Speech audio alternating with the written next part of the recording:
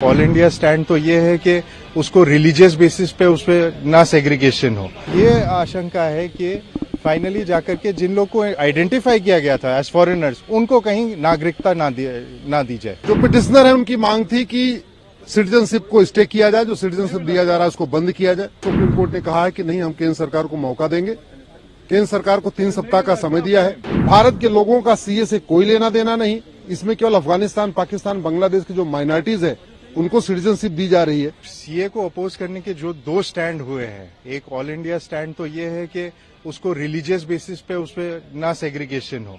हमारा वैसे भी जो संविधान बताती है कि सबको ही इक्वल राइट्स है, सबको बराबरी का हक है, तो वैसे ही फॉरेनर्स के साथ भी वैसे ही ट्रीटमेंट होनी चाहिए। किसी को स्पेशल ट्रीटमेंट क्यों होनी चाहिए। रही बात असम की और खासतौर से असम और त्रिपुरा की, क्योंकि असम में माननीय सर्वोच्च न्यायालय ने खुद से एनआरसी एक्सरसाइज करवाई थी और वो एनआरसी एक्सरसाइज के बदौलत असम में एक फिक्स रजिस्टर बन चुकी थी of citizens, of list of citizens and list of indigenous people. So उसमें इमिग्रेंट्स आइडेंटिफाई हुए थे 19 से 20 लाख के करीबन।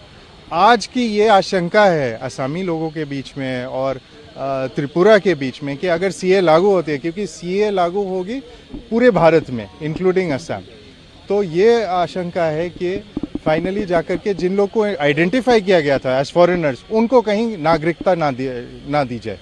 तो क्या रहा आज कोर्ट में सर? आज देखिए, आज कोर्ट ने इस मामले में सारे आईएएस जो आईए फॉर स्टे फाइल की गई थी उस आईएएस पे नोटिस इशू की है और नोटिस में ये कहा गया है कि भारत सरकार हो और भी जो अफेक्टेड गवर्नमेंट्स हो वो अपना जवाबनामा दे। साथों साथ 2 नोडल काउंसिल्स अपॉइंट किए गए हैं जो जिसके समक्ष आप अपने रिटर्न सबमिशंस वगैरह देंगे और जिसके बाद में 9 अप्रैल को सुनवाई होगी आईए ऑन स्टे को लेकर के। सुप्रीम कोर्ट में सीए कानून के खिलाफ कुल 236 पीआईएल फाइल हुई है। एक मेरी पीआईएल है जो सीए के सपोर्ट में है, तो टोटल 237 पीआईएल है। जो पिटिशनर है उनकी मांग थी कि सिटीजनशिप को स्टे किया जाए, जो सिटीजनशिप दिया जा रहा है उसको बंद किया जाए। दोनों पक्षों के सुनने के बाद सुप्रीम कोर्ट ने कहा है कि नहीं, हम केंद्र सरकार को मौका देंगे। केंद्र सरकार को 3 सप्ताह का समय दिया है और 9 अप्रैल को अगली सुनवाई की डेट फिक्स किया है। हम लोगों का ये कहना है कि ये जो सिटीजनशिप दिया जा रहा है इससे किसी की सिटीजनशिप जा नहीं रही है। भारत के लोगों को कोई सिटीजनशिप पे कोई फर्क नहीं पड़ता। ये सीए कानून केवल और केवल सिटीजनशिप देने वाला कानून है, फिर इस पे स्टे नहीं होना चाहिए।